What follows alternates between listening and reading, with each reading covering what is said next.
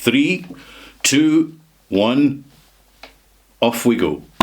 Hello, malt mates, I'm Ralphie. Welcome to the Whisky Bothy, where I, your host, review whisky and other quality spirits to share my experiences with you. Because the fact is that we're all fully aware that honestly shared and authentic experiences are a very, very useful contributor to our education and to our buying decisions. And the sharing, exchange and conversation helps us to learn about whisky much faster than in the good old days. And as such, we can be more discerning on what budget we put on our whisky purchases and what we actually buy. And I'm just about to start a new series that is focusing exclusively on small independent distilleries. There has been a growing number of them opening not just in Scotland but throughout the UK and Ireland. Right across the British Isles and beyond. Small independent whisky distilleries are becoming a feature in the American landscape. We're seeing more in Canada, we're seeing more across Europe. It's a global phenomenon. And it's all quite confusing because there are so many new brands. And what we really want to know is who is producing the most interesting, exotic, satisfying flavours for the experience we are trying to buy into without spending too much money. I have a candidate for you with the first of my reviews. And I must say this early on in the video. For many of you watching, because it's a truly global audience, you might not come across these whiskies yet. Now, the important word is yet.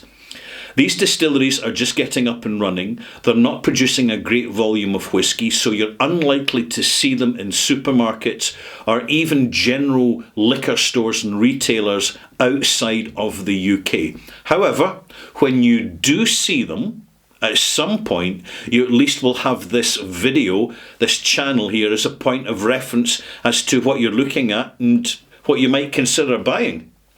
This is an interesting little whisky to start with. It's called Wireworks Bourbon Barrel, and it is single malt English whisky. Yes, English whisky is a thing. I'm reviewing this because it was a winner in the 2024 English Online Whisky Awards.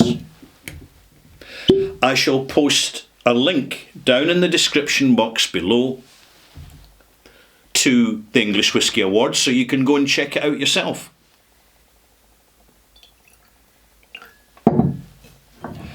The distillery is called Wireworks because it is located in an old Victorian industrial complex that was basically producing wire. Simple as that. Interesting bottle because it's got one of these almost wraparound labels.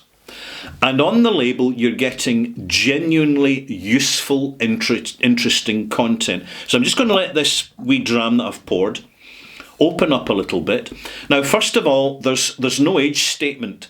This is a young distillery, and like many small young distilleries, they're basically avoiding age statements until later on, if they even do it at all. Good luck to them. I do think age statements do matter, even when they're young. And because I think it helps give people their bearings as to what the experience is going to be. In other words, the extent of cask engagement, wood involvement, or how fresh and maybe even slightly rough at times the spirit is going to be, even when it's very well made, as it is in this situation. So it says in the label, and this is a very good start by the way, natural colour and non-chill filtered. It's saying across the label where I can see it without having to rely on a magnifying glass. That, in my books, is a very good start. Immediately I'm drawn to look for the bottling strength, which is 53.4%, which I would say is slightly reduced, in my opinion. It's virtually full cask, but slightly reduced, depending on the losses in the warehouses. But it is a good, solid, high-strength bottling. They claim it is lightly peated. I have to say that that is a distraction as far as I'm concerned, because as far as I am aware, as far as I'm concerned, actually, not just aware, I'm concerned, the peat hasn't translated through into the maturation. In other words, the presence of peat, whether it's coming from the casks or even from the malted barley itself, as a proportion of the malted barley, has not really been substantial. It does have a reference code on it, which I'll read out to you as a point of reference if you're going to look for this specific bottling. It's 06-211-2440-39. I'll repeat that because I wasn't completely clear about it. 06-211-240-39. So a very clear point of reference here. It states a little bit about the distillery being a former wireworks, now part of a UNESCO World Heritage Site. And basically they go on to talk about this DNA is the heart of our approach, blah, blah. So a little bit, frankly, of flannel, but not too much. And there, basically, you have it. It says in the heart of England, so it's right basically in the centre. I think it's the Cotswolds, actually. I might be wrong and making a fool of myself again. Hey, this is what happens when you're winging it. And I should have done my research a little bit deeper, but to be honest, my reviews, I prefer to focus on the liquor itself. Now, just a reminder, I bought this, right? The absolute majority of everything I talk about on this channel is because I bought the bottle. This gives me the freedom of contract, having paid for the bottle, to give my opinion without interference or any elemental pressure. I know that there are still in Scotland people who are very uncomfortable with English whisky, particularly with good English whisky. However, England has been producing whisky for a long time, albeit on a very small scale.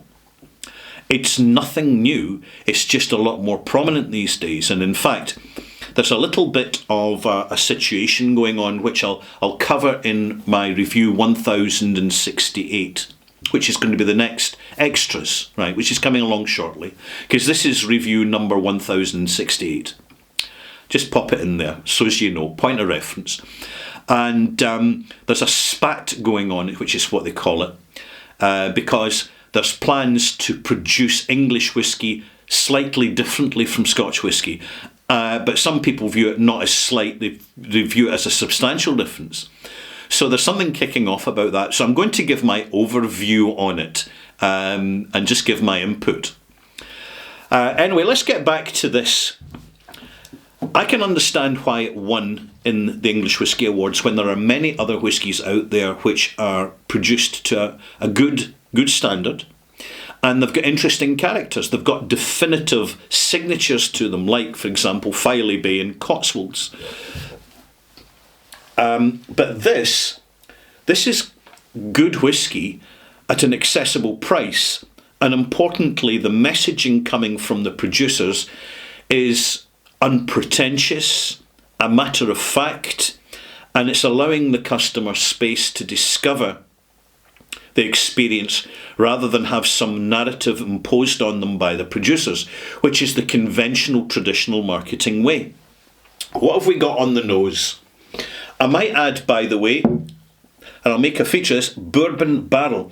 This has been matured, as you see, natural colour, so a lovely, light, honest colour, very commendable. And on the nose, aromatic wood. Fresh oak, but decent quality. It's slightly eau de cologne, So this kind of slightly perfumed oak wood. For what is a relatively young whisky, the bonding of the cask influence with the spirit is frankly excellent. The nose is a really good start. It's very encouraging. You can pick up immediately that this is a very well made, cleanly produced, professionally delivered product. And at 50, what was it again? At 53.4%, which is a hefty strength, there's a wonderful clarity on the nose. It's not nippy. It just, you don't get the smell of raw alcohol in any way, which is a very positive sign, very encouraging. Anything else going on in the nose? A delightful, soft, almost velvety vanilla note. It's heading towards confectionery, but it ends up more floral than confectionery. There's a beautiful ambient, I would call it a grape fruitiness to it. A little bit of lemon juice, yeah. A little bit touch of lemon rind, so you get that little bit of tartness in the nose. And a touch of soft, almost confectionery style pineapple. First taste.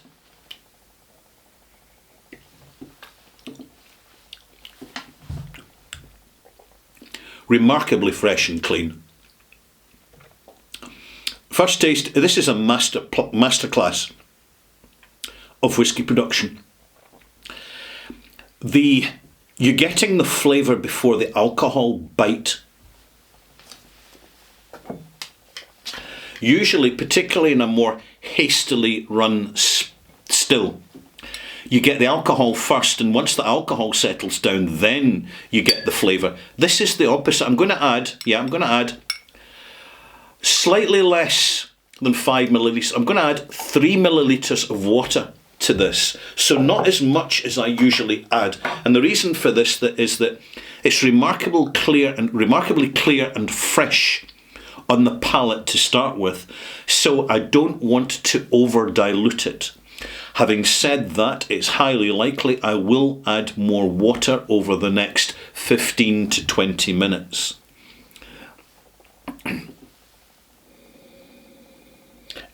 In reference to a Scotch whisky,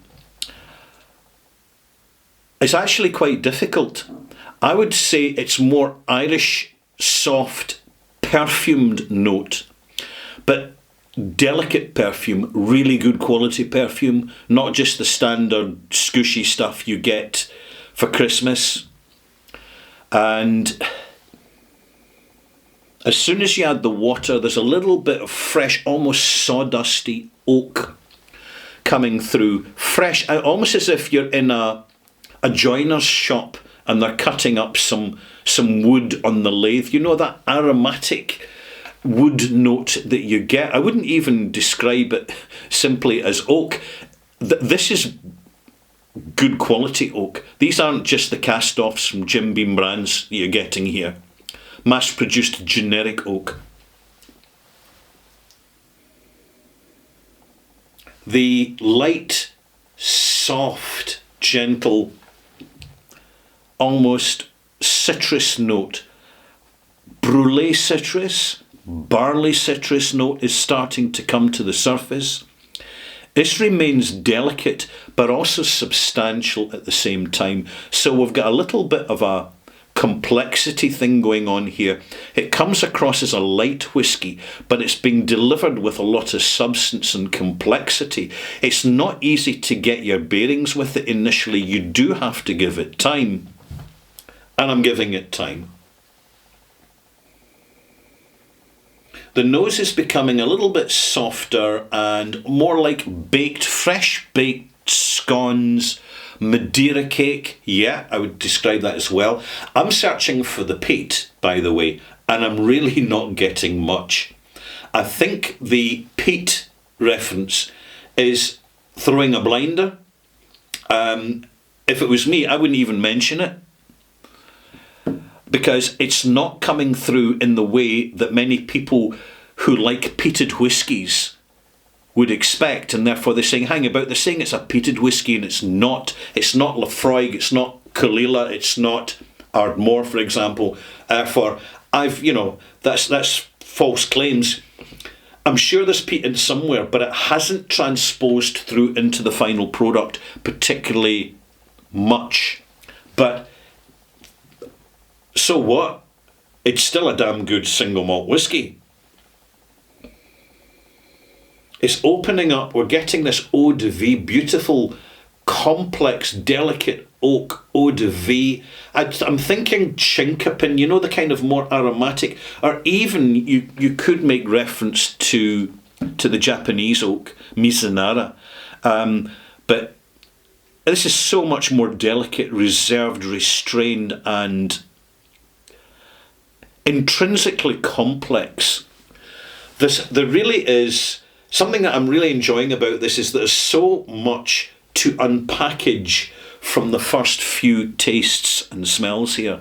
You've got to take your time with this one, make it last an hour or so before you're actually going to get access to what's really going on. I think it shows considerable promise.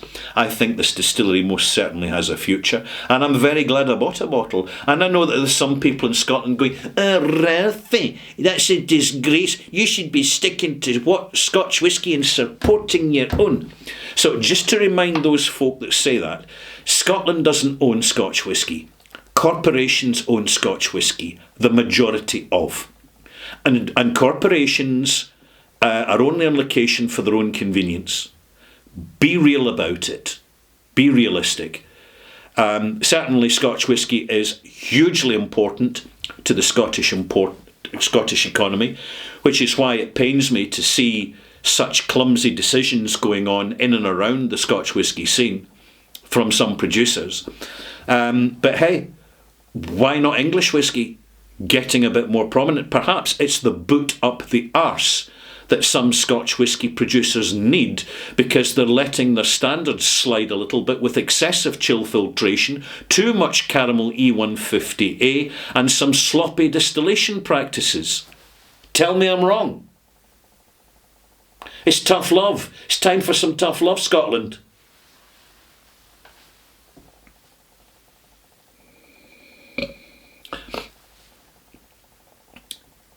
This complexity continues. I'm going to give it one more taste now before I give my mark out of 100. For such a young whisky, I feel I'm being well rewarded for the price I paid for this. I paid £55. That's a very good price. There are some Scotch whisky distilleries that are asking £85, £95. They're not getting the sale. Why should we? It's up to us, the customer, to make our decisions. And I think the one reason that Wireworks will never have to spend a penny in marketing is because in the English whisky scene, they really have earned their win in the inaugural online English Whisky Awards, and also when they have personally turned up to accept the award, they have delivered a very engaging conversation about their product and about the distillery, and I absolutely commend Wireworks for that. That's how you really look after your business. Final taste. Softening now. Getting richer. The palate's getting more sweet and sour. A simple sweet and sour's coming through. Slight grapefruit notes in fact, distinctive grapefruit notes. There's a little bit of macadamia nut. A little bit of almost an almond note, but not quite. This is a subtle malt. It's suggested rather than have any particular flavour imposed. And I recommend it to you. I'm thoroughly enjoying this. Let's give it a malt mark.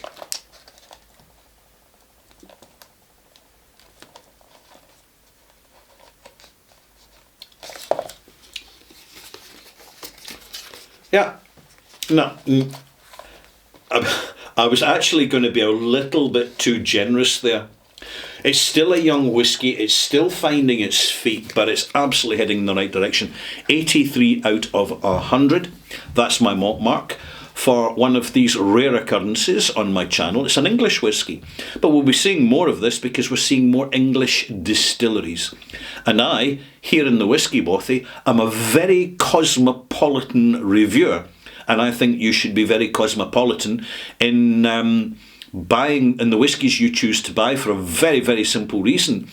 Your loyalty to particular genres of whisky is not necessarily appreciated with anything more than severe price hikes, which do not necessarily bear any relation to the quality of what's in the bottle.